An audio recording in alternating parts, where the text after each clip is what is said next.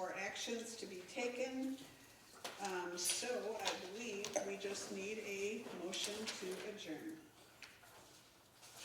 I move to adjourn this meeting at 8:16 p.m. I'll support. We have a motion and support. Any further discussion? Hearing none, all those in favor say aye. Aye. Opposed, same sign. Meeting adjourned. I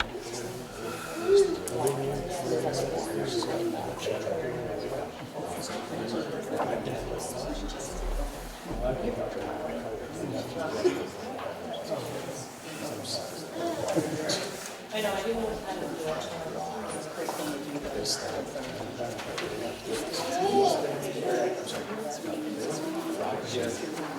We stopped in Nashville we stopped somewhere and we stopped. Okay. It's, where is he?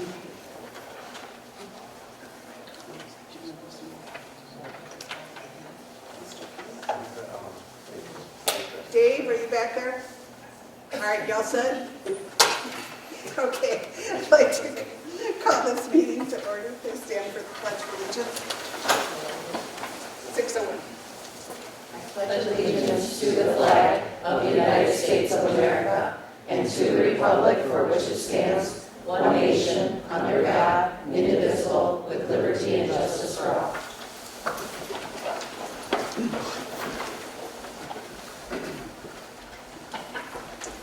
Roll call. Mrs. Thompson, Present. Mr. DeVos, Present. Mrs. McHugh, Present. Mrs. Bobsein's absent, Mrs. Druick is absent, Ms. Gross, Here. Mr. Shear is absent, Ms. Trudel is not present, and Mr. Elman. Present. Thank you. Okay, we do have one amendment to the agenda. It would be strategic planning coming up, and it would be F, I believe we said, G, under action items. So strategic plan update. Okay, consent agenda. Oh, we need a motion to approve the agenda as amended. I'll make the motion to approve the agenda as amended. Support. We have a motion and support. Is there any discussion? Hearing none, all those in favor say aye. Aye. Aye. Opposed, same sign. Motion carried. Consent agenda.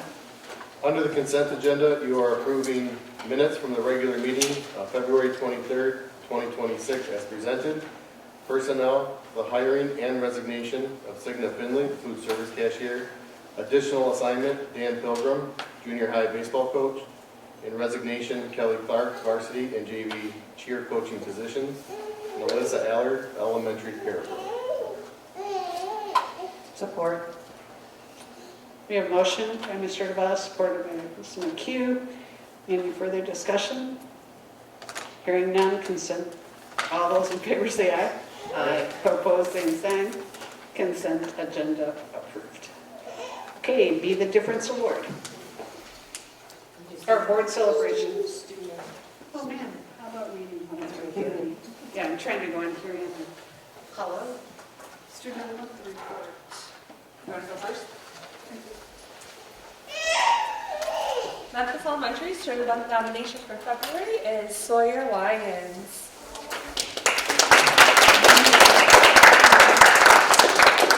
Mrs. Hewlett says that Sawyer is such a wonderful student. He always works hard and does a great job in class. Mrs. Kuhn said Sawyer has made incredible progress this year in his attitude and effort. He comes to class eager to read, has great insights and knowledge to share, and loves to create and engineer. I'm so proud of how hard he is working. Mrs. Watt says Sawyer has been working so hard, his progress has not gone unnoticed. Keep being awesome, Sawyer. Miss F says Sawyer has made such growth at Memphis Elementary. He's truly an example. With hard work, determination, anything is possible. I'm very proud of you, Sawyer. Miss Short says Sawyer has grown so much this year and works hard every day. He sticks with challenges, is well liked by his classmates, and participates in class discussions and reading. He is willing to try new things and has made great progress. He's going to do great things in 4th grade. Congratulations, Sawyer.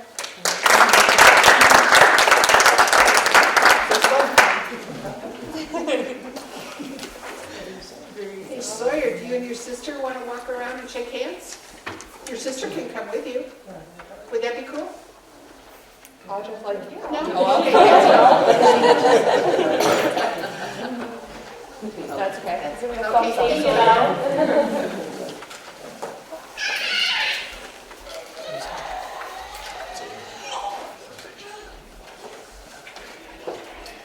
All right, junior high, I think Ms. Lazara's here to present to Luke Rosanka. Hello, everyone. So I'm new to Memphis this year, 7th and 8th grade math, and Luke has made teaching so enjoyable. He comes in, he's that smile all the time, you know, I mean, he has math 6 hours. He wants math 6 hours. And he comes in happy, smiling, he's always willing to help other people. He's always kind, he's helpful to me and other students. He is always polite, you know, please, thank you, things like that. He's just like an all-around great student. He's concerned with his work. Like, he wants to make sure he's doing great things. I don't understand, talk by myself.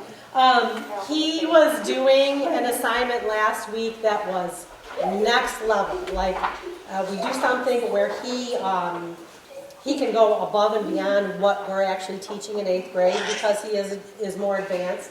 And he was pushing through it, and he was struggling, and he was applying strategies, and he never quit.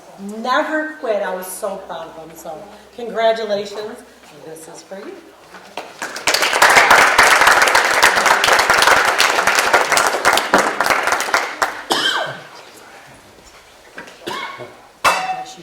Shake hands. Done this before.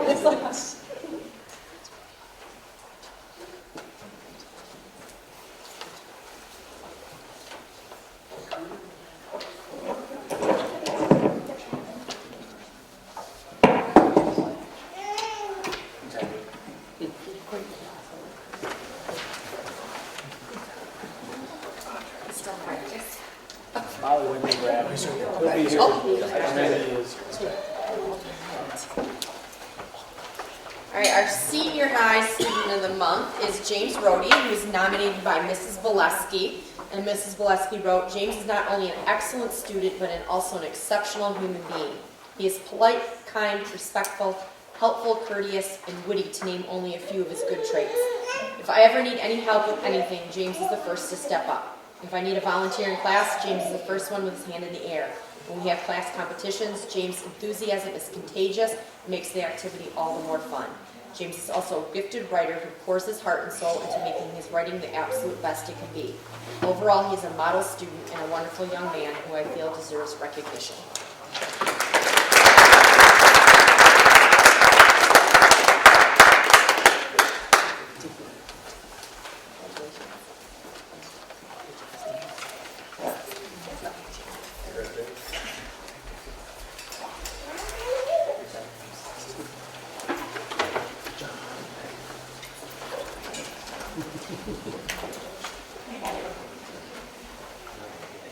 Okay, do we have any board recognition or celebration?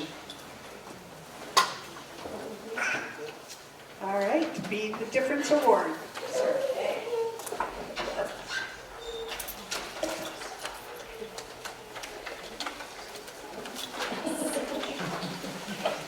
Tonight, we get to honor Laura Nicholson. Laura is just fantastic. But when we talk about making a difference in our school community, we celebrate people who live it every day. I'm thrilled to recognize Laura as our outstanding food service director. She doesn't just serve meals, she springs into action for our students and staff. From meeting everyday needs to facilitating Kinder Roundup, to organizing the M-Step breakfast, to hopping on a Zoom and at a moment's notice working with our whole team for the water main break, to over the weekend working with me to ensure that we could get our kids back in school before they were, the lines had been flushed. No, they had been flushed, but they had, yes, the 2 samples. She's a true team player who always is there when it counts. What makes Laura truly special, though, is more than what she does, it's how she does it. It's her warm smile. She's always offering a caring word, and it's her dedication that she brings to every task, no matter how big or small. You embody what it means to be the difference. You show everybody that you care every day, and I want to thank you for everything that you do because you are a wonderful human. Thank you. Congratulations.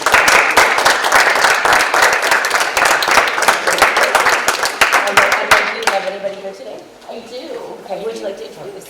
Well, this is my fiance, John. Nice to meet you, John. And then this is my daughter, Ashley, and my grandson, Joe. Hi, Joe. My granddaughter, Reese, and my grandson, Sam. I'm so glad you brought all these people. And I know we all want to shake your hands. Thank you so much.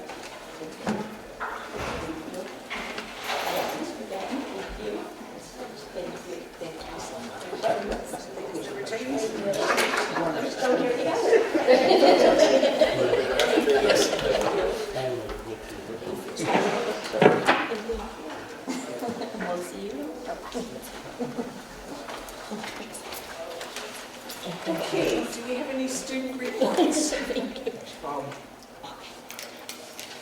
So currently, we're working on like the SAT group this month. We've kind of made a lot of progress with our meeting during STEM every day.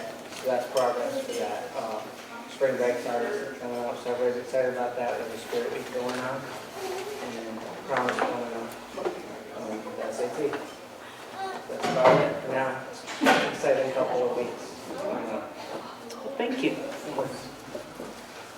Okay, Art Mello, bond update. Which one? So bond update, bid pack 3, which was some renovations here in the high school and at the elementary school, are pretty much wrapped up. Over spring break, they will be turning the fire alarm over to the new fire alarm system that has already been done here at the high school. The media center here is now pretty much complete, minus some touch-ups. The robotic room is complete and actually being utilized. And the weight room is complete, just waiting on weight equipment to be used this summer and then into next year for sports. As you can see, the football field looks like a cornfield, getting ready for corn to be planted. But getting there, they're going to stake out the track and start pushing. You'll start seeing some circle of the track going in. And then from there, you'll start seeing asphalt, concrete, things of that coming in early spring and into the summer. As some people are aware, the bleachers during 2 weekends ago, really high winds tipped over. Once those bleachers are set on the new foundations and on the slab, once they're bolted down, the repairs will be made to those, so they are repairable. They are being repaired at the contractor's cost, no cost to the district. And plan to have that done by the end of August for the football season. Interior of the elementary gym, foundations have started and are complete. Steel has been ordered and is in manufacturing. Once it is manufactured, it is being shipped to Chicago to be rolled, which they bend the steel into the arch that'll match the wood arches that are there to replace the bad parts that are on the exterior of the building. That's a couple, 6 to 8 weeks out before that's on site, so we're probably looking at May before we start any exterior work of getting that steel in, but the goal is to have that done for the beginning of the school year next year. And then we are working right now on Bid Pack 5, which is all the renovations that will be coming next summer. So we're working through those designs, working with the district and working with BIA to get that ready to go, because that'll go out to bid in September, October of this year, and then awarded to contract. So in the fall, you guys will have an award recommendation, and that work would start the following spring. Where we're at right now, and we're on budget. It's even better. Thank you. Yep. Okay, junior, senior high academic enrichment opportunities.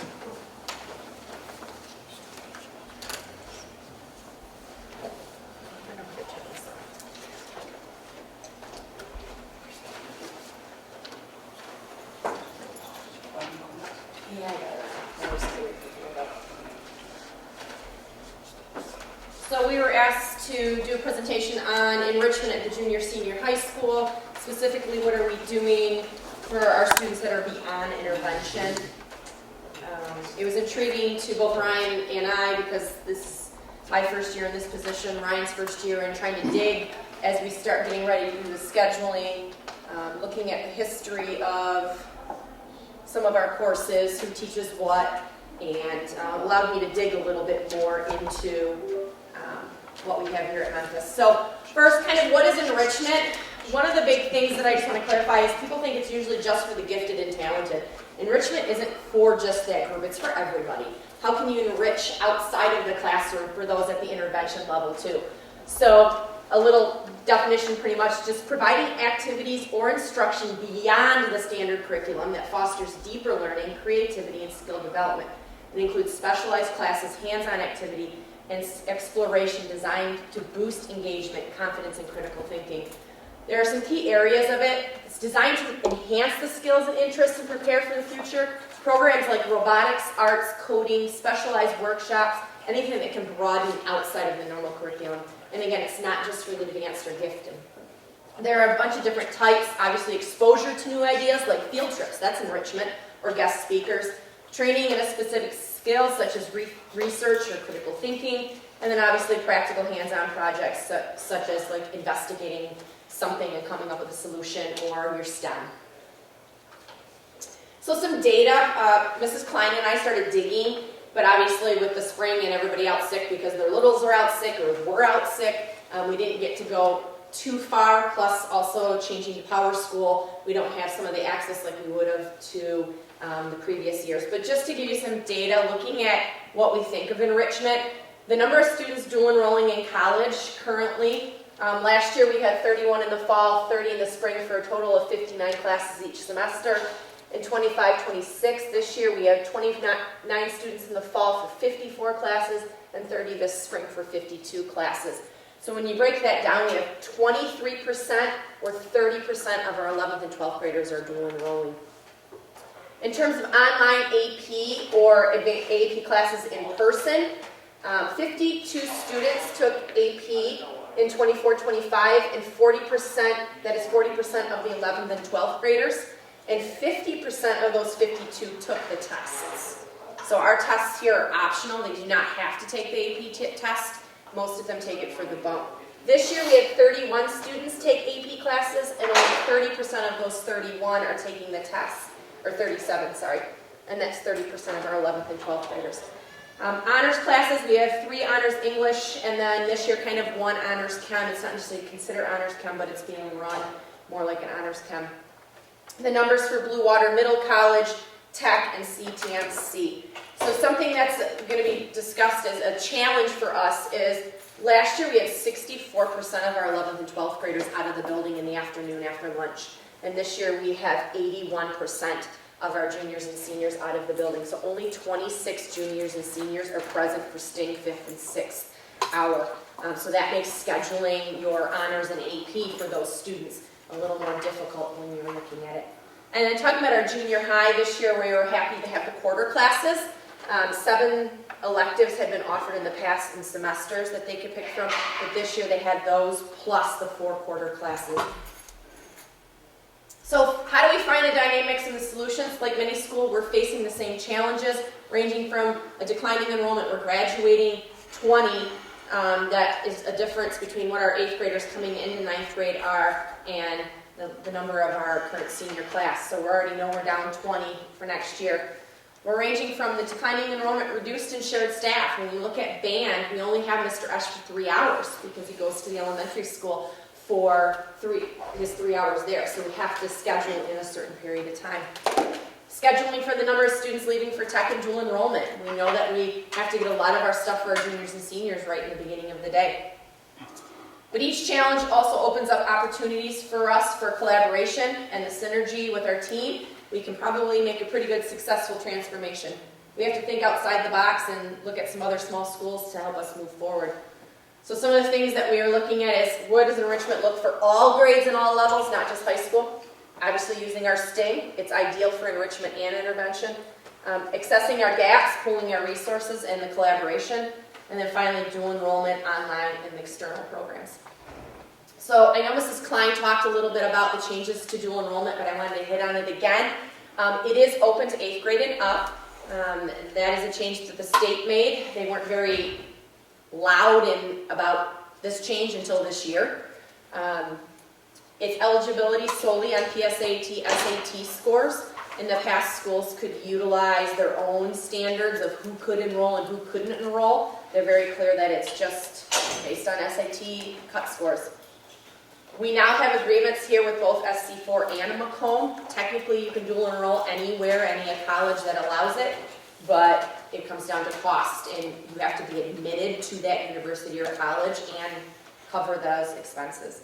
And the process is pretty detailed. Everyone has a responsibility in the process. I think a lot of people don't understand how much the student and the parent has in the process, where they still have to get accepted and enrolled in that college or university or the community college for the process. But again, we do have a high number of our students that take dual enrollment. So what was enrichment like this year? Well, the schedule and teacher assignments were pretty set. When I stepped in and a late redo in June, we were able to institute a few more updates. One being the STING enrichment, which was full of amazing project activities and abilities. Plus we had STING Olympics. I have to say it was pretty awesome.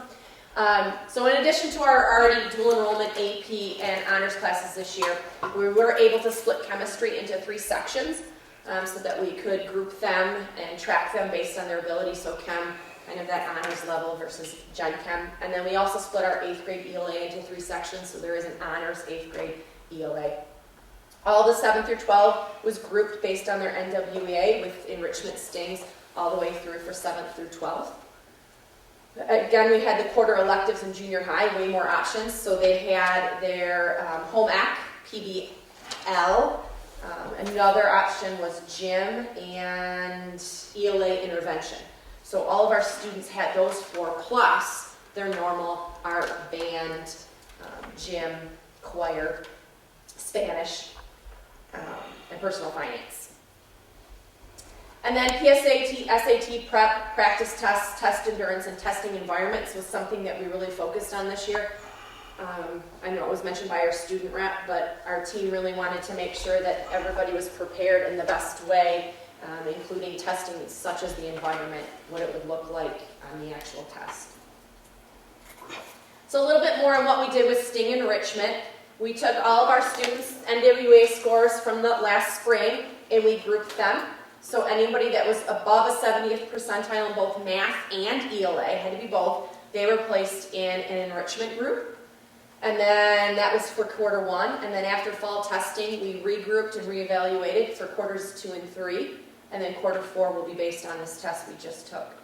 Each student made a learning contract with their STING teacher for about a 3 to 4 week or the full quarter cycle. They set goals on what they would want to enrich themselves with.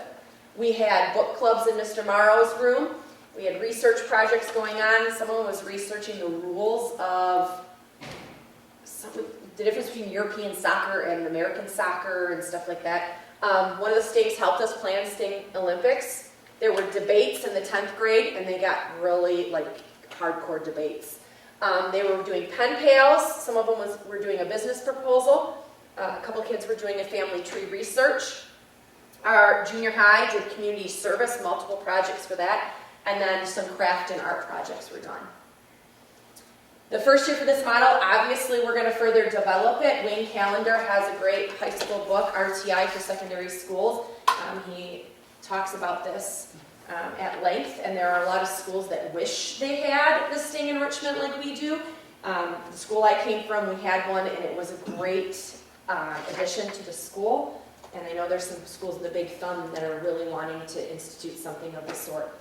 A lot of schools call this their genius hour, their passion projects, their I-time, or their project inspiration.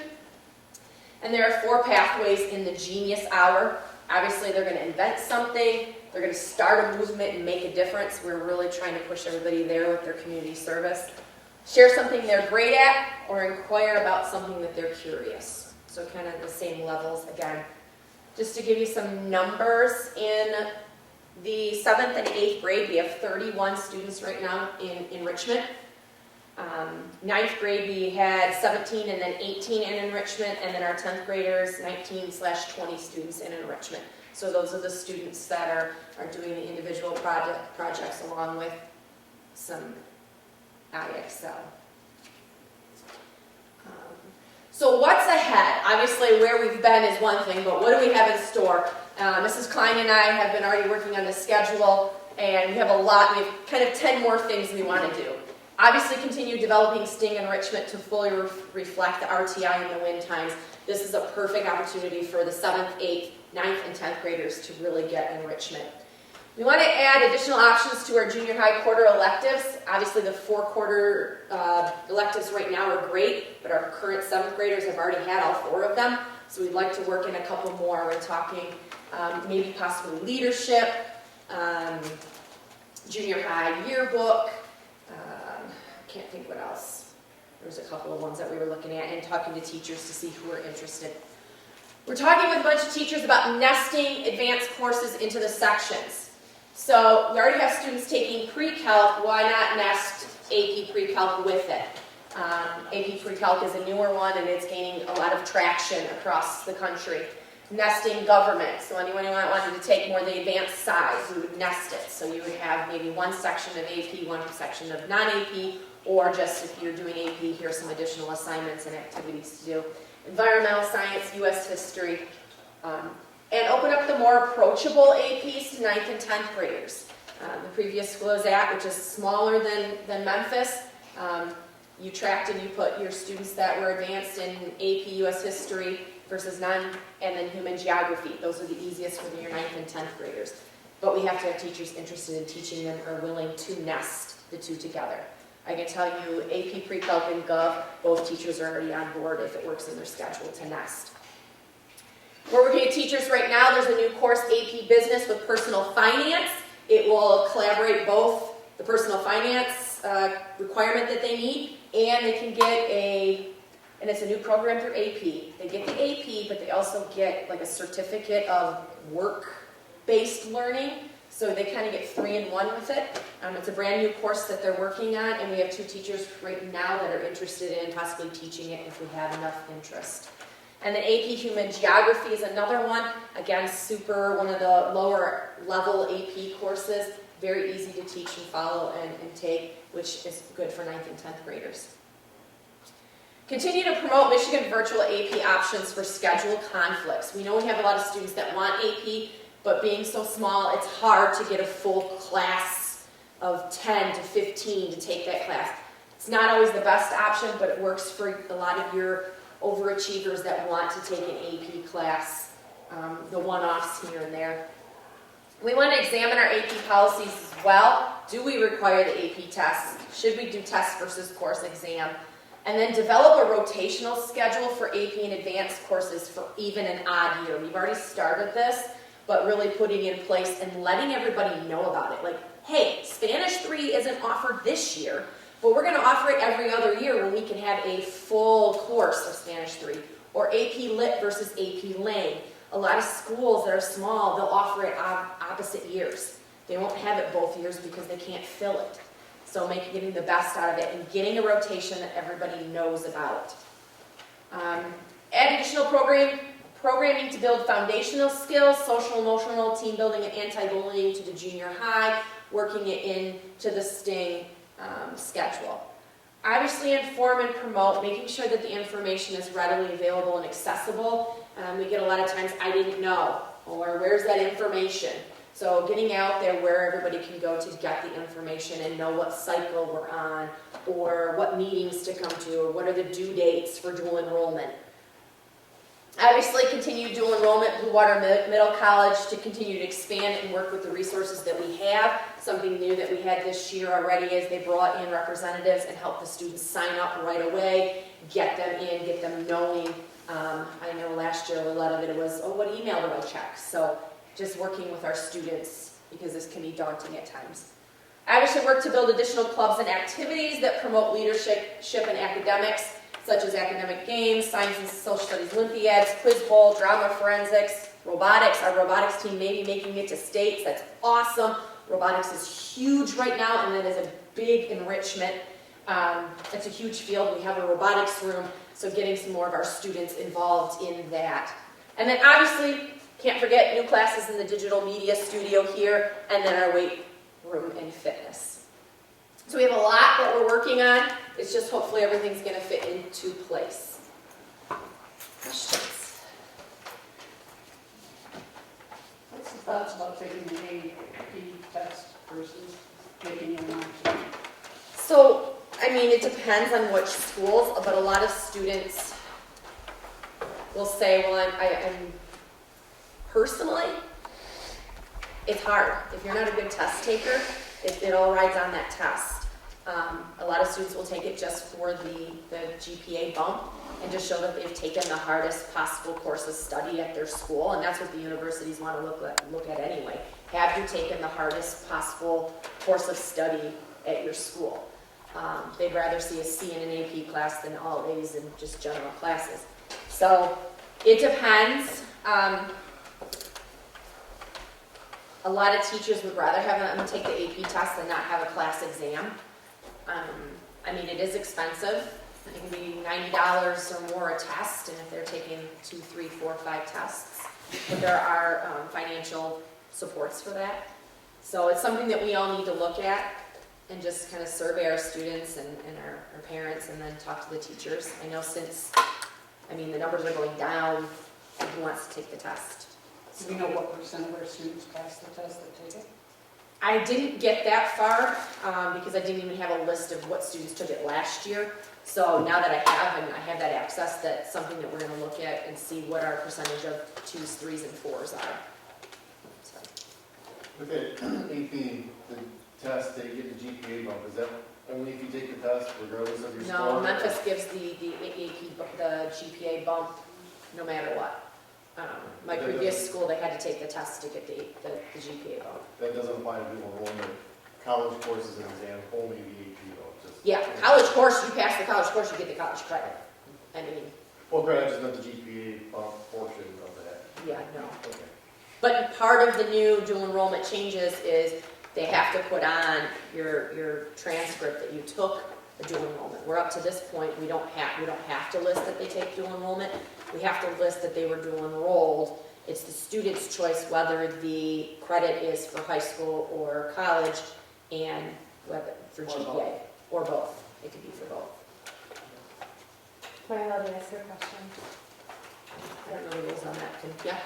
Just a question. A couple of the area schools have, had a partnership with some of the universities. Like one of the examples would be with Ferris, where the teacher gets certified and the kids automatically get college credit instead of having as many AP test and it's kind of an automatic thing. I just wondered if that's something we could look into. So dual enrollment on site, like a visiting on site. You have to have a pretty good partnership, I know, and be close enough. So that would be something that we'd have to really look into and see if there's enough interest for it. But I'm open to anything that would also help budget-wise with teachers. So What is better, dual enrollment or middle college? Because it's like we have more kids actually in dual enrollment by looking at your totals and that Yes. than we do in middle college. So a lot of students and families are put off by Blue Water Middle College because they do not get to walk for graduation. So that needs to be made very clear. They do not get to march. Well, no, they march, correct? They walk, they're not Memphis grads. They're not considered Memphis grads. But They they have can be on the picture. They're in the They- picture, Yep. They can march, they just don't have that piece of paper that says. Yeah. That turns a lot of students and parents off that you're not actually getting your high school diploma. It's kind of. Even though in one more year, you'll get your associate's degree. Mhm. But you don't have a Memphis high school diploma, Yeah, ever. Ever. no, No, you just have it from the university. correct. Oh, okay. Yes. And now with the community college guarantee, where all high school graduates in the state of Michigan are guaranteed community college, it's kind of going, I noticed that it's kind of going away, but they get it for free, yeah, for free anyway. Okay. So, You know, it was used in the past because of the free for the 2 years for the associate's degree. Now you have a free associate's degree, you're staying in the schools for the sports and the social and enjoyment of high school. and being able to start in the 9th grade. Now, we know not everybody is capable of dual enrolling in the 9th grade, but being able to do that, they can be close to their associates just with the dual enrollment program alone.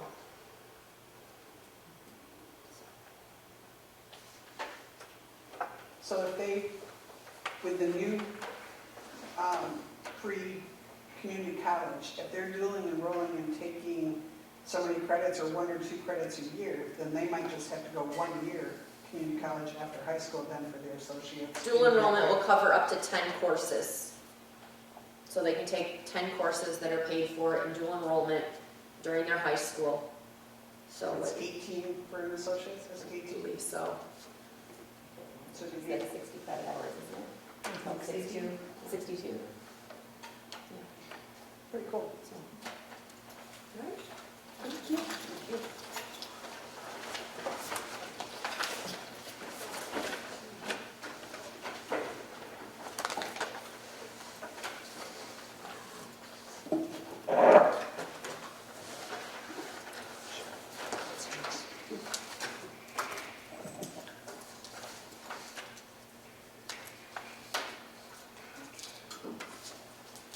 All right, reports. We were talking about with the reports, since they are available for everyone to read, that if you want to just give the highlights, you do not have to read your whole report. If you want to just give highlights of what you think is the most important. March has been exciting. You know, March is reading month. Say that, that's okay. Mrs. Kuhn did a fantastic job of organizing a calendar that's full of fun spirit days and activities that we've been doing out through the month of March. And our school's been reading No Talking by Andrew Clemens. That's a book that is enjoyable for students all the way K through 6. And that money for those books came from the MEPC's funding, so that was nice that every single family got a book for March's reading month. We've been MSTEP prepping and NWEA prepping in the classes, and our fundraisers have been going really well. The spring fundraiser for flowers is continuing to March 25th, so there's still time to order your flowers. And Mrs. Dimper and I have been following through with adding in those enrichment activities. So we've been doing the super solvers each week, and we'll be sending home those enrichment NWA spring break packet options at the end of the week. Thank you. Couple highlights on ours is we did a full-length practice test for PSAT for our 8th graders, and from what we heard, it's never been done, so giving them a shot to see what it actually is about using the system. And then our 9th and 10th graders took a full-length practice as well. And we had 2 10th graders share with their teacher that, oh my gosh, your ELA practices have helped me raise from 40 to 60%. So they were really happy with just those practices. Our bands and choirs all scored Division I ratings and are heading to states. MSBOA solo ensemble was this last weekend in the states, and they did very well. I'm really proud. A bunch of our rookie teachers, I call them rookies, they're newbies, took the time to be observed and shadow their peers in instructional rounds this month. And then the veteran staff came into the rooms to model lessons, and it was some great collaboration between science and math. I went into the English, 7th grade English class, and so it's been a really good month of collaboration among our teachers. And we have our 6th grade buddies coming over this Friday for a little fun day, and then 7th grade orientation dates are set, and we'll working on the plans for those. Thank you. All right, spring sports officially started. We have junior high baseball starting after spring break. We're enjoying a little bit of downtime on the athletic side, at least I am, I should say, as coaches. Our teams are hard at work. Home games are starting the week we return from spring break, with the first being on Monday, April 6th. And we have about roughly an average of 4 days out of the 5 per week that we're going to be hosting home events. So we're going to be really busy this spring, I'm sure, and preparing for a lot of schedule changes due to the weather. So we were able to celebrate a lot of successes from our winter season. On the 27th of February, we had a clap out for all of our sports teams and individuals who were participating in regionals or heading to states. That was really cool for them to get recognized by their peers and teachers and to celebrate. What a great season they had. And yeah, that's all I got. Sting Olympics, we forgot to share. Sting Olympics was awesome. February was filled with so much excitement, so we're passing around the medals. Our PBL science for junior high made the medals, and all students won all the different competitions. And it got really heated with the spelling and the times table competition between the teachers and the students, and it was just a really fun time to build school spirit. So I just share the medals. They worked hard on them. I got humbled in 3-on-3 basketball. Hey Ryan, are the baseball fields and everything, are they ready to go this year? I know we have had so many safety concerns in the past, but Yeah, we should be good. They just had them all redone. We had all of the gravel. I guess we can speak more on that, as you know, we were kind of working through that together. But that was one thing that we were worried about. We had that taken care of, and that was before the winter, and so it should be set and good to go. But yeah, we should be okay. adding the pitcher's mounds, all those things that were the safety hazards a year ago? Yep, Molinas came out in the fall, and we had ordered more infield dirt, and they weeded and spread all of the infield dirt and did a really nice job.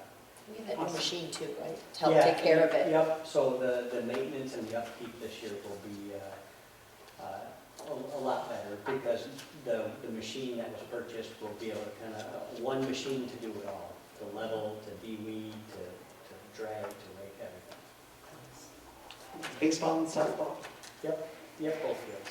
Awesome, thank you. Adam, you want to go? Yeah, the only thing I wanted to mention that's non-budget related, which we'll talk more about shortly here, is we did have our second series bond sale on March 2nd. We had received 5 bids, which was good.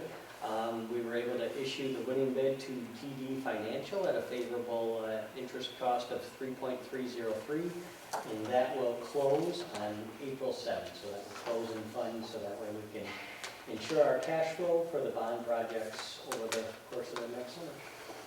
Perfect, thank you. Right. That's the last one. Food service she loved. Special. Okay, thank you.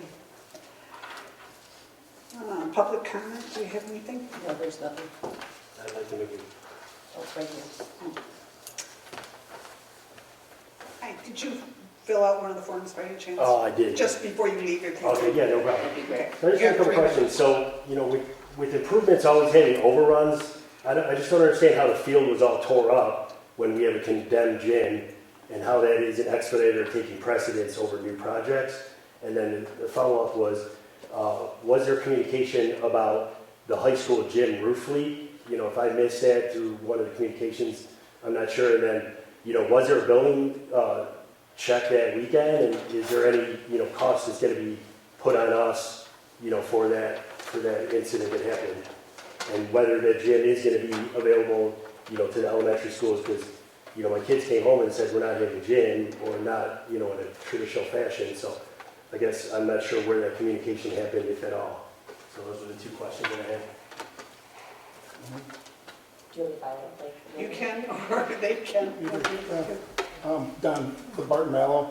The gym is under construction. It is not condemned. It's just closed for safety of the students. It took a while for the engineering to be done. It was something that was not going to be included in the bond, and is now being included in the bond and still staying on budget. But again, there had to be a design done by an engineer.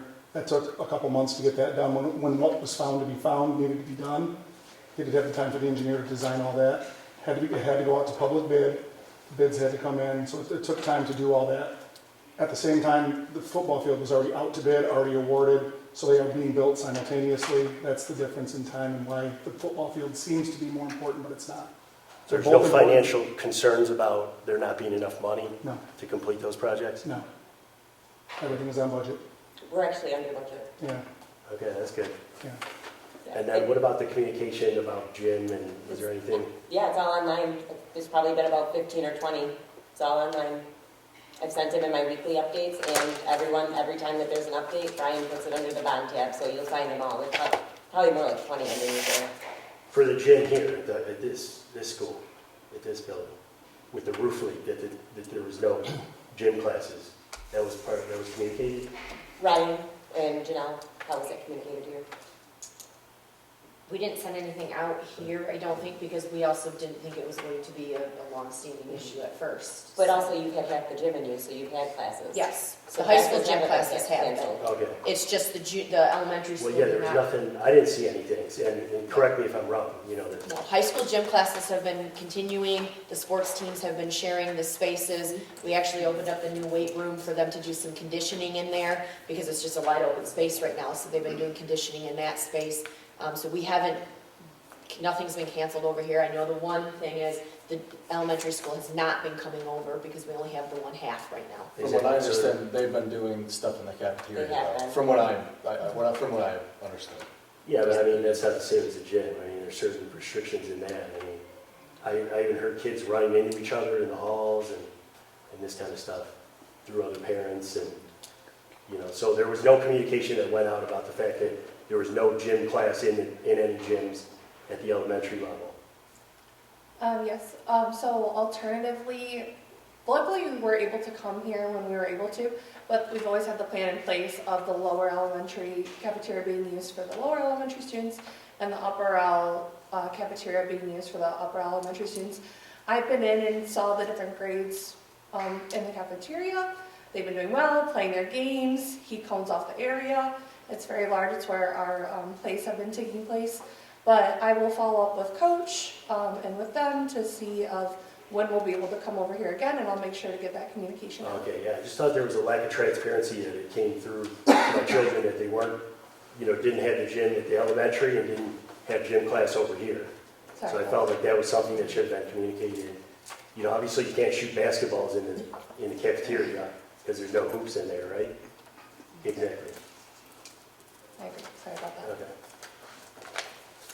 All right, that answers my questions. Thank you, guys. Thank you. Anybody wanted to add anything to that at all? But, you know, my concern was, you know, with the field that, you know, budget's overrun, so I'm happy to hear that you guys are not, you know, running over on that. And there's two different contractors, so what's interesting is who's doing the field is not who's doing the gym. There's simultaneous contractors working on. So two projects can be happening at once. My just concern is that there's not an infinite amount of money, you know. We're under budget Yeah, for all of those things. gotcha. I think to prove that we are under budget, there was no budget for that gym, those gym repairs. It was never in the bond. It was found once we started the bond. So us doing our diligence on the previous bids being under budget funded to take care of the gym repairs that need to be done, which is an extensive amount of money. I'm glad to hear that. Yeah, And I think the other part of it is that we have to kind of thank Barton Mel for helping us discover what was wrong with the elementary gym, because it was not on our radar at the time. It was not on the original bond at all. And so by finding it and then being able to then use the dollars that we currently had so wisely that we had extra, both projects can be completed under budget. And the goal is to have both open for the fall of next year. Fall of next So year. that defect wasn't, something easily, readily, being able to be seen through, No. regular maintenance, regular It was under, inspections? I don't know what the material was, but the siding that they had put around the elementary, the supports, and the damage was underneath the siding. Okay. And So are the- there regular building inspections in The that? state of Michigan didn't even get it in their infrastructure study. Okay. It was literally non-seeable. It looked like everything was fine from the outside, because yes, they do go through safety checks every year. And we brought a testing agency in to test that wood, and that's how we found the lion's share of what the problem was with those columns. Gotcha. There was actually a testing agency brought in, they tested that. So it was water damage then, is what it Over was? years and years Over and years and years. years. Since So the gym was footings, and then the footings had to be redone. I saw the communication. No, No, those are new footings. It was new footings, yeah. I saw that as part of the, high Existing notice. footings are fine. the existing footings are huge. They're 10 by 10, 5 foot deep. There's 15 yards of concrete on the end of every one of them columns. Okay. There's nothing wrong with the footings over there. The interior footings are what we're talking Oh, about. okay, that's what I To saw. add additional support on the inside is what Okay. was being done. So now that that's, does that create new structural requirements now that you, That's what the structural engineer designed, and that's Okay. what the time Yeah. took to get so it's that bringing done. it up to modern code versus when it was originally built? Okay. Yeah. Okay, and please make sure you fill out the Absolutely. speaker form for us. Yeah. And we appreciate you bringing the concerns, and No glad we problem. could give you answers for them. Okay, perfect. Thank you, guys. Thank you. All right. Okay, we do have the true and law notes from February 2026 that everybody has. And now on to action items. We're back to you, Adam. Back to me. All right. So, A2 budgets. Sarah had sent out a message just to kind of inform you guys, to make sure everybody had, if anybody had any questions or anything, you could have them prepared for me. But essentially what we see is we see a net change of a decrease in operating income of $150,000. And that's attributed to two main causes. One of which is our enrollment stabilization grant. Enrollment stabilization grant is a state funding categorical that aids districts with declining enrollment balances. There were $71 million allocated in the state's budget for these funds. Our original allocation was $230,000 for this. We ended up with, it just came out in March, that after the spring enrollment counts were finalized, the state finalized that funding line item and was only able to fund 63% of the need throughout the state. So essentially what that tells me is that across the state, student counts are declining, and a lot of districts are utilizing those funds. And so the $71 million allocated, which they thought would be enough to fund the need, was only covered 63%. So that cost us about $90,000. That's going to come off our budget. And up until the March state aid payment, there was no notice that this was going to be done. It came out with the March, it was adjusted. I contacted the state to ask why it was adjusted, and that was the answer that I was given. It's just under 63%, it's like 62.7%. So that's a big hit to our budget that unfortunately we're just going to have to deal with and move forward. The other line item that was the major cause of fluctuation in the budget was our increase in snow removal and salting. So over the course of the last few months, we've seen that it was rising, and Sarah and I met with Mike and we reviewed it with Molina's, and essentially what they have determined was that with this winter being so long and so many snow days and so many small accumulations that couldn't require a plow, that would require salting. It was essentially the salting. The salting was approximately 4 times higher than what we've had in the last 7 years. So that was an additional almost $80,000. So between those two changes, the decrease in funding of $90,000 and the increase in snow removal of $80,000, that resulted in, there was a couple other line item changes, increases here, increases there, but the net of it was those 2 line items. So what we see is we were at A1, we were projecting an operating income of $32,000. We're now projecting an operating loss for the year of $118,000. Fund balance, we were projecting $1.25 million or 11.84%, and now we're projecting $1.1 million or 10.2%.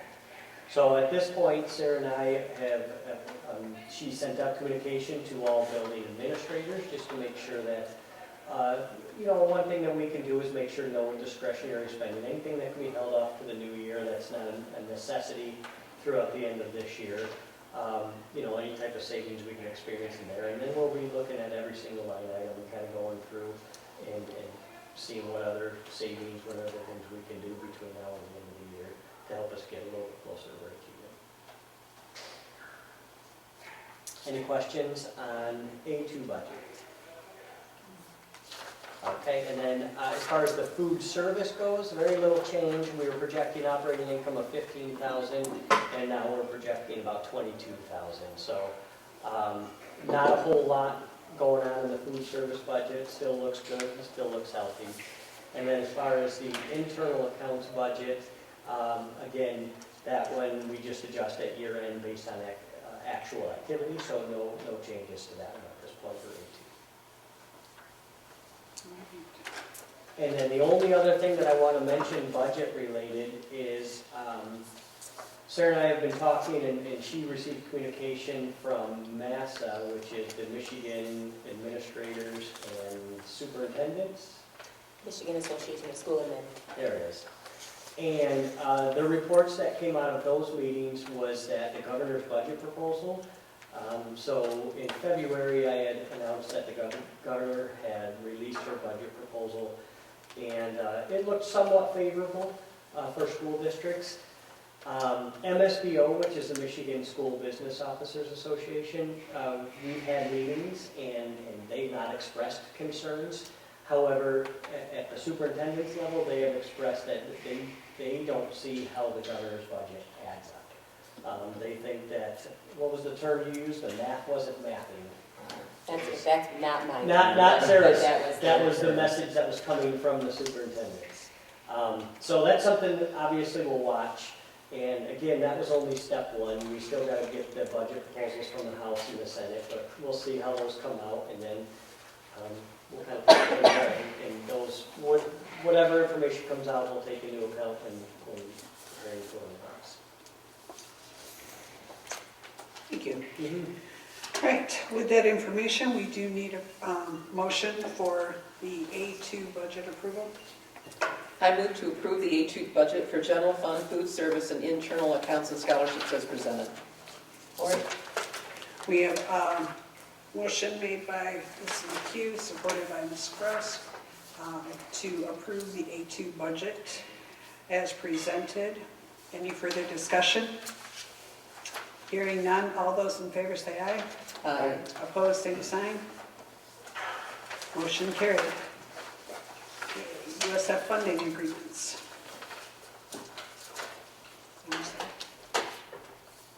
Sarah, is that yours? No. That's a variety. It's Brian's. Okay. Every 3 years, we need to approve the USF funding agreements. These come up with your internet access, your network equipment replacements. These agreements would be put together by Mr. Gersterberger, the technology coordinator. So as he has given those funding, so we would need a motion to approve USF funding agreement for the next 3 years. I move to approve the U.S. funding agreements as presented. Support. We have a motion by Mr. Voss, supported by Ms. McHugh, to approve the USF funding agreements as presented. Any further comments, questions? Hearing none, all those in favor say aye. Aye. Opposed, same sign. ESS agreement for 26-27.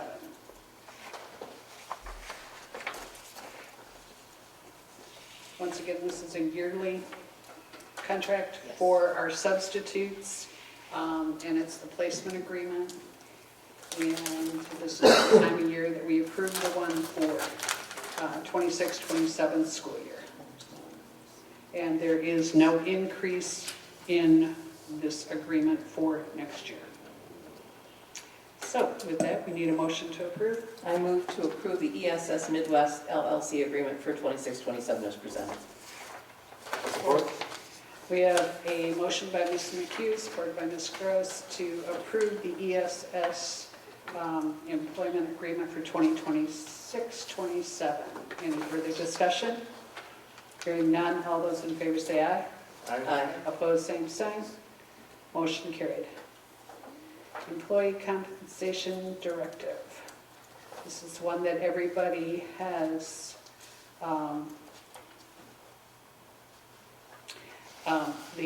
Sarah, you want to just give a background? I know that you have given out the agreement made by all the unions for this.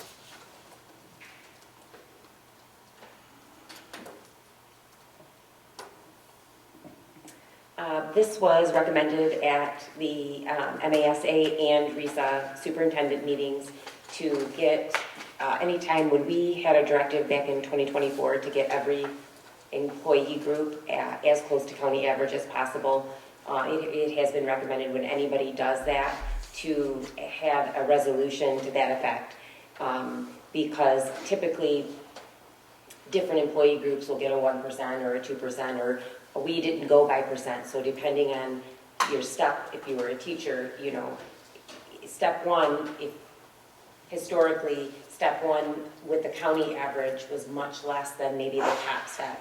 So it wasn't a flat 2% or 4% like contracts typically are. And because of that, it was recommended that we have that resolution that in 2024, it was more of a benchmark to get to a county average. So that's where that comes from.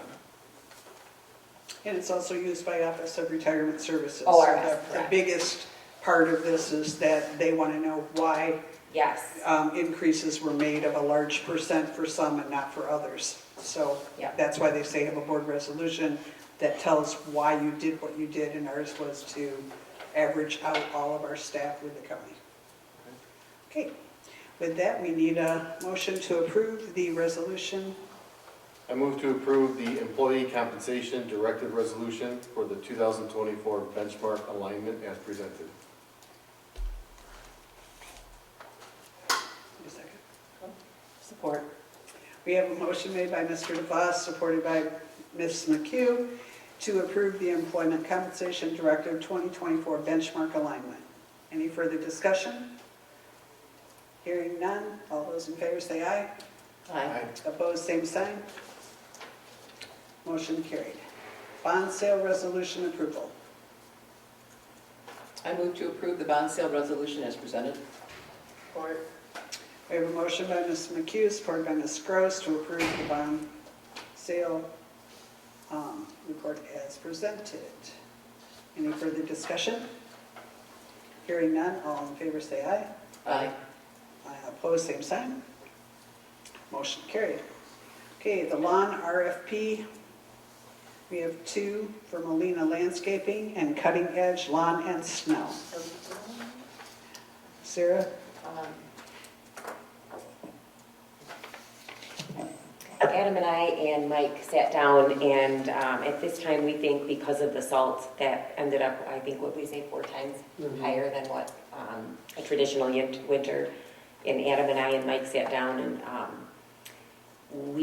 at this time we believe it's probably not a good idea to award any RFP for lawn service, because Adam did the math, and even if we had, so for example, back when Mr. Gerstenberger was able to cut the grass, Mike and Adam both told me he would cut the grass for like 40 hours a week. It was just him on He can't, I've already asked, he can't physically do that anymore, but when Adam ran the numbers, it would be less expensive for the district if we hired at some point, we don't have to do it right now, a full-time person that would do that, because of the increase in expenses. For example, when we went to Cutting Edge last year, their bid came in so low, it was cheaper to use Cutting Edge at that time than it was to hire with maintenance, with fuel.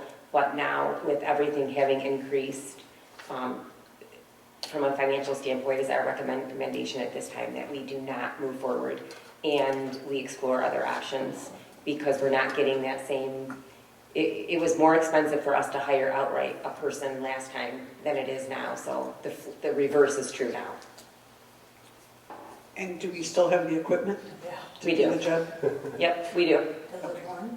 Yep, actually, my husband came up with Mike over the last week and double-checked everything just to make sure that everything's in good working order, and yeah, it all still runs. Like I said, we know that was like an intro rate when we got our first rate from the company who did it last year, and it has been said that they actually lost money doing, because our price was so incredibly inexpensive. So, but that is not the case anymore. So we have to evaluate it on a yearly basis to make sure what works for the district. And at this time, it would be cheaper to hire somebody 40 hours a week with our equipment and gas and maintenance cost. Okay, so we will put that out there pretty, we will. Yes, I didn't want to do anything until we Right, had this so- meeting, so we got, everybody's vote. But once we go back into the office, we'll get that moving, because probably in April, although it was snowing today, we're gonna have to get on that lawnmower, I'm pretty sure. And we could do, isn't there, like we have a lot of people that want community service, they could do weeding, couldn't they, or not really? They could do weeding, the only kicker is it has to be a Memphis employee, because insurance won't cover any of our equipment unless it's a Memphis employee. So they would have to, and that's why when Adam and I were working on the numbers, you have to figure in ORS, you have to figure in the bennies associated with it, but it was still cheaper doing that with these quotes. But it can't be ESS, it's gotta be a Memphis. So even like weeding, that's just using your. Weeding could, and actually, I know Adam's son, and some other high schoolers, because they do hire some high schoolers in the summer, they were doing weeding. Okay. Yep, so they are able to weed, it's just Sure, edge of it that definitely we with have, the yep. equipment, yes, Yep. okay. That way we're in good shape, like for graduation too, and Well, look looking good, nice, yeah, correct, so. yes. So I had a question on Cutting Edge. When they gave you the quote last year, did they include in their quote like how many times salting would happen, or did they give you anything specific? Everything, so actually Melina's was the snow quote, and it was a 1-season fee, which was their fee. Salt, because they have to buy the salt, and even us, we buy the salt from the city and then bill them, or no, they bill us. It was the salt that cost the 4 times as much. Yeah, even the contract was seasonal fee plus salt.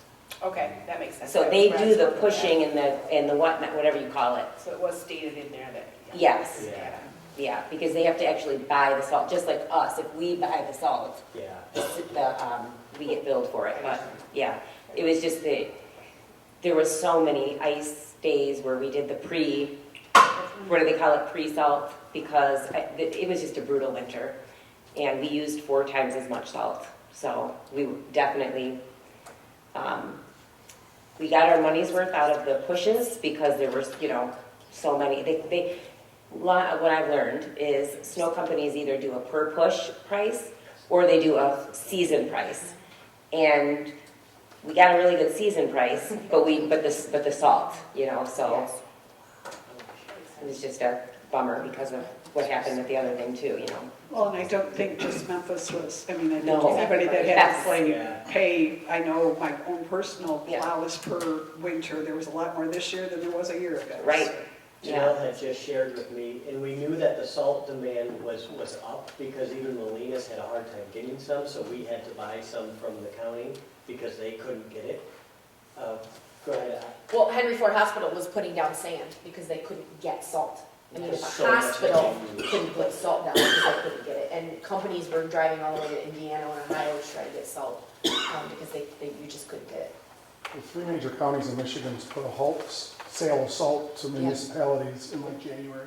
Yeah, it was bad. And then people just, with the prices of, Yep. it was insane. We don't have the capacity to just store salt on our own with the pole barn. We do. Do we? Yeah. I mean, that would be something to consider summertime Yeah. when we can get it We've successful. always stored some in there, Yeah. but you go through that, so then it's a refill. Right. But yes, we do store it. You might get a head start. That's what that was built for, Yeah. literally was It looks like to it from the road, I just didn't put know. salt in. Yep. you know. So we issued, we did cutting edge, but we didn't carry them through to do, because their bid then for snowplow, we didn't do a full year for them because they also do snowplow. Because Molina's was cheaper. Was cheaper than that. But Yes. then Molina's is now putting out, we have the 2 bids for the lawn, which were both over what we can do when we hire someone for the Correct. 40 hours and stuff. Now, will we look into, again, having someone do the plowing and the salting once we, get into the next school year? I mean, I think we would always put out an RFP because just to evaluate what is Right. going to be cheaper. Sure. A 40-hour-a-week Memphis employee. With a truck and a plow of our own Right. and that, having to take care of that, okay. So we will always put it out and then go with whatever is more, Right, okay, financially okay. responsible. Yeah. But yeah, so Mike had put this RFP out. Usually you give them 4 or 5 weeks. So, because they have to be publicized in the paper. Okay. And then, but I just, when we run the numbers, Oh, sure, yeah. So Sarah, just to be sure, right now we are talking about lawn service Just lawn. because these contracts have expired Mhm. as of like April 1st, the snow removal, I don't know when. So, Cutting Edge had in theirs, as long as we had continued with them, their price was the same for the lawn. But Molina's came in cheaper for the snow, so we stopped the snow. Do you see what I mean? And Okay, so they have both put out new RFPs Correct. for starting with lawn season summer. Correct. Mhm. And so the action we need tonight is we are just looking at the lawn RFPs for this coming summer season. That is correct. Okay. Right. Then, under careful review and consideration, I move to not move forward with any of the proposals. Support. We have a motion by Ms. McHugh, supported by Ms. Gross, to not renew or go forth with the lawn RFPs for the next season. Any further discussion? Hearing none, all those in favor say aye. Aye. Opposed, same sign. Okay, and G, basically the strategic plan is May 16th? 16th. It is encouraged that, if at all possible, all board members attend. Right now, I think we only have one that has signed up to attend. The other part is getting parents to attend. And the strategic plan is a 3 to 5 year plan. We have sent notices out to how many? 40. 40 people, and of the 40 parents in the community, how many have responded? 1. So the next question is, what action do we take? Because this is such a important goal setting for the next 3 years, strategic planning all around for Memphis schools, to be able to have more participants for that May 16th meeting. So, open to any ideas, thoughts? Well, my immediate thought, honestly, is that spring is really busy. Graduation, sports, lots of stuff going on. Winter might be something where maybe more people are available. So I'm right off the top of my head, I'm just wondering, like, if after the holidays, February-ish, seems to, something in the winter where the demands for people's time aren't so much, that maybe we would get a better turnout. The strategic plan, so that she does have a timeline. So why it's in May is because it starts with the next school year, so July 1. It's more calendar driven. Does it have to be? No? Was it in February? thinking, because it seems to me the goal is actually to get more people in attendance, correct? Correct. So I'm just trying to look at like what time of year would lend itself to more people being available. When you, May, it's, in my head, I immediately went to graduation, college graduations, high school graduations. What's that? Showers. Showers, as, yes, I have two. But yeah. That's just my thought. Anybody else? What do you guys think about the time of year? Do you think the time of year is affecting the? Personally, whoo, it's a busy time of year for an admin. I mean, with testing and graduation, I know a couple parents had reached out that they weren't gonna make it. I already knew a handful, even though I put them on the list to invite. It's just too busy for them. Travel sports and their college kids, and it's just a hard time of year.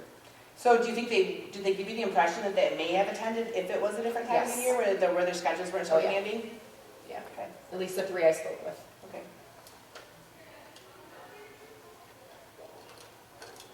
Would it be too early to send it back to the 40 people about would you be able to attend if it was in February and set a date? I mean, or are we just, Probably could do it via email.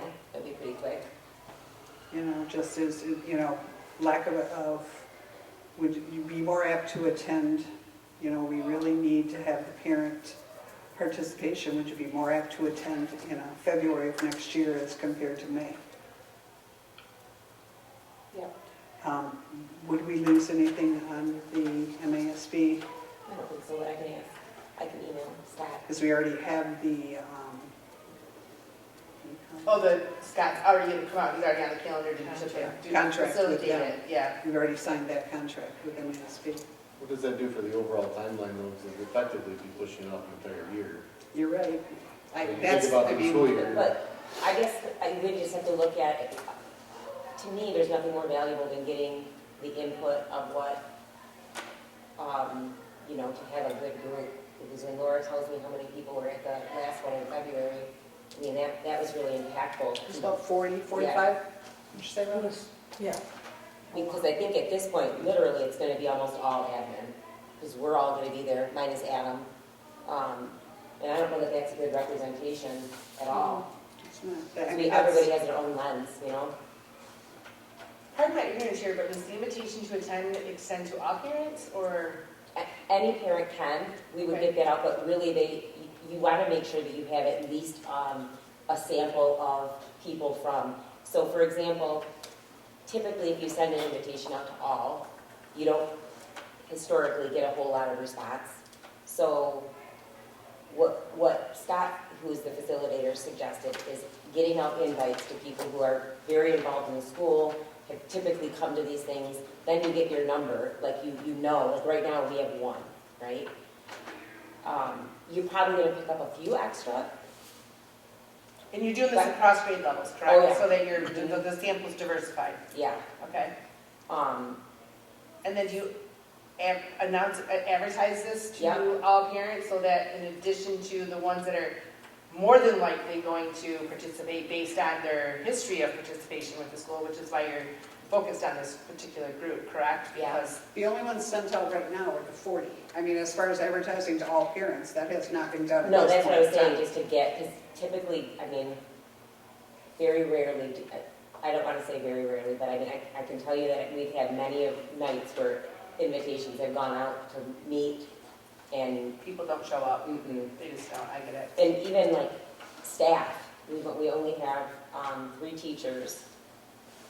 And I know we've had other teachers, even at my KIP at RISA, who said if it wasn't in May, we would want to be there. And so, because your MyKIP people are your pretty involved teachers that want to drive school improvement. And every last one of them said, May, I can't do it. It was instant. So, Well, to your point, I had a son get married in October, so we have a shower, yeah, you know, the end of I May. remember you saying that, Yeah. that's why I said shower. Yeah, so, just a thought, if we could, is there any sort of like consequence by pushing, because to Chris's point, like if we did it in February and you want to do it in May, so that's like 9 months forward, like, so we'd be on hold for 9 months, right? If we did from this May to next February. Is there any disadvantage in doing that? Is there any consequences for doing There's no that? consequence, there's no law, there's no legal requirement. Some schools don't have them at all. which is not good. I mean, it's good to have goals. You want a strategic Yeah, oh, for plan. sure. And you I'm just saying, like, as far as like a penalty, because the state does like to issue penalties for certain things. There is no penalty. And you want parents to be involved and have a To say. me, that's critical. Yeah, I agree. And teachers, and we have one bus driver. I would like to have more than one. We have a. I did mine that last time. I know. I know you did. But it I was saw so your name. much fun. I It saw was your a name. very long day. It was. It I is a still lot. have my folder. I still have my folder. I'm one of those little pack rat people. Yeah. I don't put things away. So, I mean, is there a reason why we can't make a motion, or is there a reason why we can't make a decision to do it in February? Is there something No, I don't believe that you need a motion for it. I mean, as Dave has just said, I think we have to find out if we lose money with a contract signed by MASB. You know, and then, you know, do we, I don't know. I mean, I think it's up to everybody. You know, implementation, if you come up with some strategic plans that you would like to see implemented, I do believe you're waiting a whole nother year. Because you guys are already putting into effect the strategic plans for next year. So waiting until February to see it, it would be the next year. I mean, so pretty much there would be no huge strategic, anything changes next year. It would pretty much be on the same. Where are we at on the current plan? Like, It's expired. but when does it come up? 25. It just expired. I mean, are there still goals on it that are? Yeah. I mean, there's still workable goals. I mean, yeah, it's like student academics, student achievement. The main thing that we've hit on, because for the longest time it was facilities and maintenance and that. Safety, student safety. So, I mean, I think that the only critical one that would be added, which we know we're focusing so much on right now, is enrollment. That's critical. That wasn't in the last one, but we know that we are doing, every admin meeting we have, we talk about enrollment.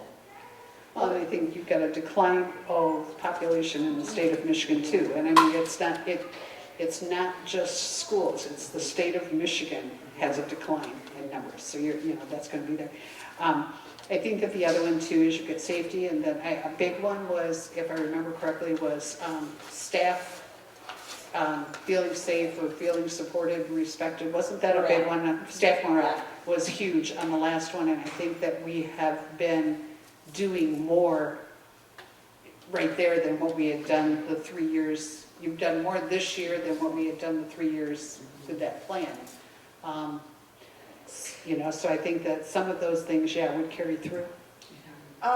Going back to the goals that you said were expired in 25, are those brought back to the surface and then you assess how you did on these goals? You said they were expired in 25, so. Well, the strategic plan was a 2020 to 2025 strategic plan. Okay. Yeah. So at what point do you look at those and go, how did we do on these? At the meeting, there's a whole bunch of surveys. Oh, They they send have- out surveys of students, parents, staff, administration, Okay. and those surveys bring back to where are we on those different areas, and then you Then would you move forward with compare the new plan. how you were to where we are now, and it also gives you what would you like to see in the surveys happen in the next 3 years. That makes sense, and back to the point I think that you guys are making over here is that even if this is not in May, you could look at it and just simply look at it and say enrollment. Okay, here's where we were, here's where we are. Do we really, if we move it to February, it doesn't mean that they're not going to be working on it from now until February.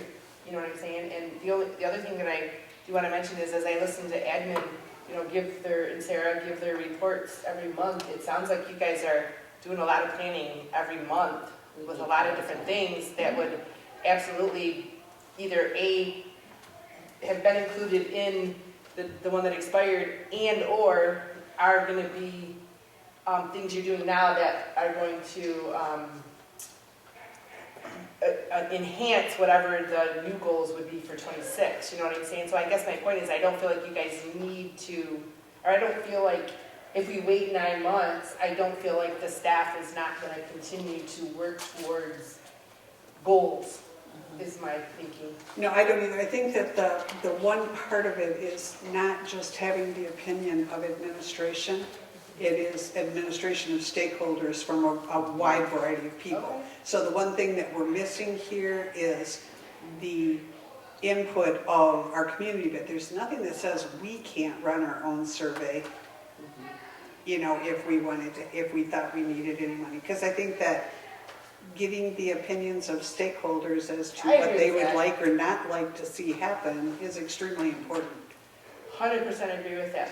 But again, if we only have one person in May, Oh, we can increase that attendance by moving it.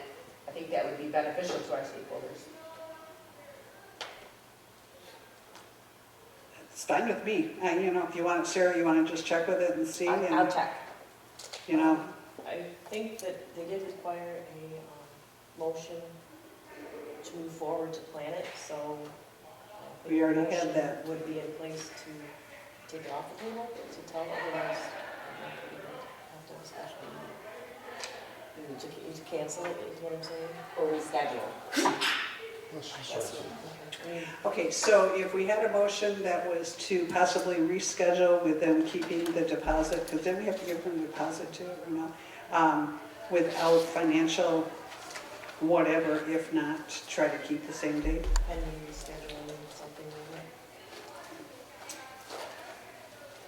I just think that we'll take our own from it. That's what they're looking for.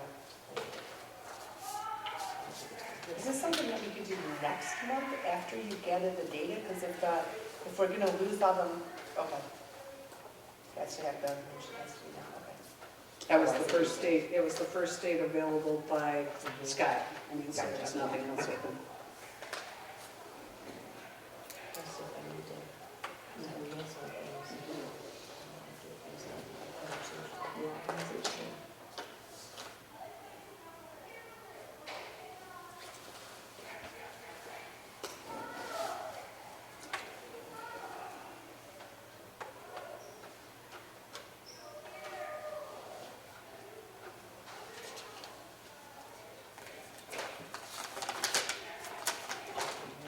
Would you say as long as there's no financial, Transfer of contract or something like that. So we're going to date.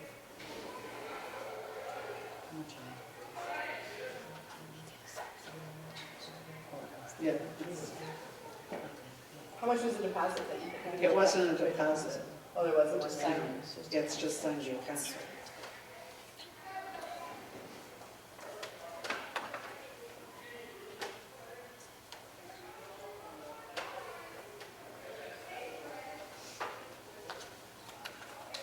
All right. No problem.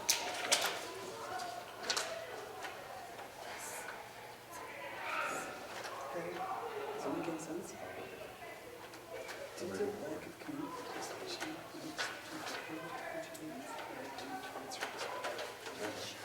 all right, all right, we're ready. I move to, due to the lack of community participation, move the strategic plan to a future date in February, pending transfer of signed contract to the new date. Support. We have a motion and support. Any further discussion? Hearing none, all those in favor say aye. Aye. Opposed, same sign. Motion carried. Right. Superintendent. Well, I just wanted to give a huge congratulations to the elementary drama production. Mrs. Kirschling and Mrs. Gimbert did a phenomenal job, and those kids were incredible. It was like, it was literally like chills. The kids, I couldn't believe it. It was an hour and a half long performance, and those kids knew their lines, and they were so proud. It was the most beautiful, heartwarming thing I've seen all year, and I just cannot speak highly enough about the work that they've done and the work that the kids have done. It was phenomenal. It was wonderful. Next time, can you give us like a 5-minute lift on the? We're gonna show that, that's gonna be next month's special. Oh, okay. A little, that'll be instead of like a Janelle or Alexis presenting, we'll have a little part of the performance Oh, that's playing. good. It was beautiful. It was absolutely beautiful. Anything else? Nothing else? Sarah, nothing else? No, those are my highlights. All right, so we at this point in time need to go into closed session for MEA negotiations. Need a roll call motion, then roll call vote, correct? Correct? Roll call vote, right? That's it. I move to go to closed session at 7:28 PM.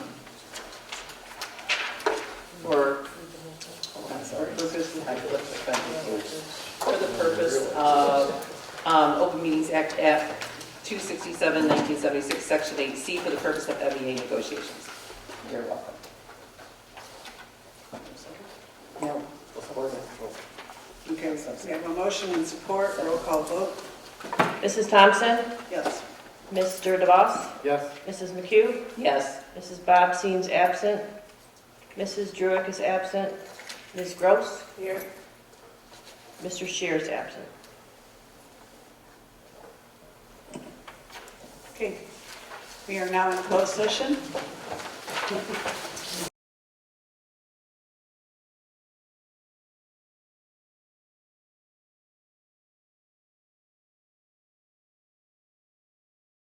Okay, we are back in open session. There are no motions or actions to be taken. So I believe we just need a motion to adjourn. I move to adjourn this meeting at 8:16 PM. I'll support. We have a motion and support. Any further discussion? Hearing none, all those in favor say aye. Aye. Opposed, same sign. Meeting adjourned.